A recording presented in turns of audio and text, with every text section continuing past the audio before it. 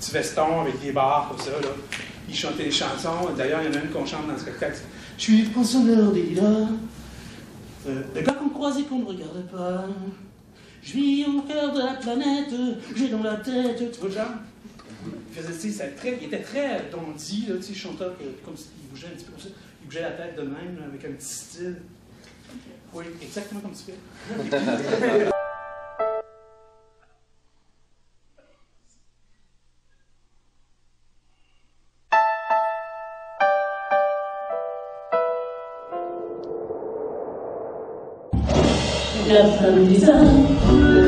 Si vous voulez voir ce qu'on fait, vous pouvez aller le voir sur Internet en faisant Populus Mordicus ou Cabaret Gainsbourg Marionnette. Là, vous allez voir apparaître, normalement, je pense qu'il y a 4 clips qui existent. Donc, parce que vous ne pouvez pas imaginer ce que ça peut être, ce show-là.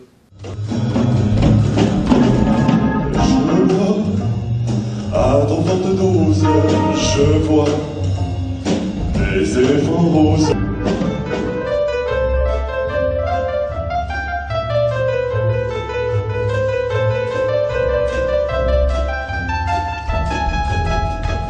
OK, ce spectacle-là, il est unique pour différentes raisons.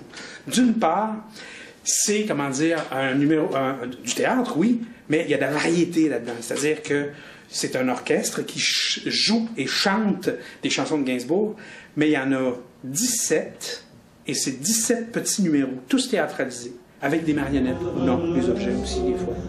Et le fait, c'est unique parce qu'il n'y a pas aucun spectacle, à ma connaissance, qui a cette forme-là.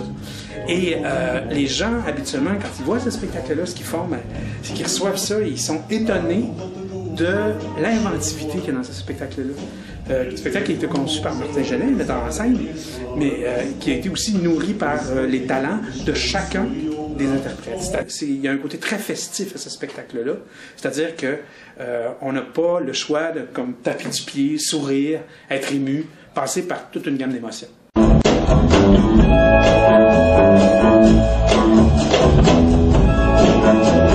L'idée de manipuler des marionnettes dans un spectacle de Gainsbourg, quand on connaît le personnage, Gainsbourg manipulait son image, manipulait les mots, comme pas un d'ailleurs. Ces chansons sont magnifiques si on prend le temps de les lire, les écouter, goûter toute la saveur.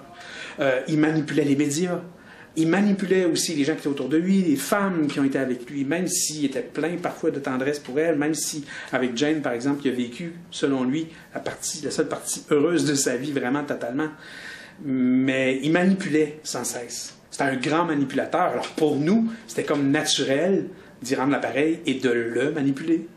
Et voilà. Et les gens dans la salle qui ne connaissaient pas ou qui ne connaissent pas Gainsbourg, ils disent « Mais... » Ils découvrent cette musique-là aussi. Puis ce qui est fascinant avec lui aussi, c'est qu'il a touché à un tas de trucs. Il a fait du reggae, du jazz, il a fait du pop, il a fait du rock.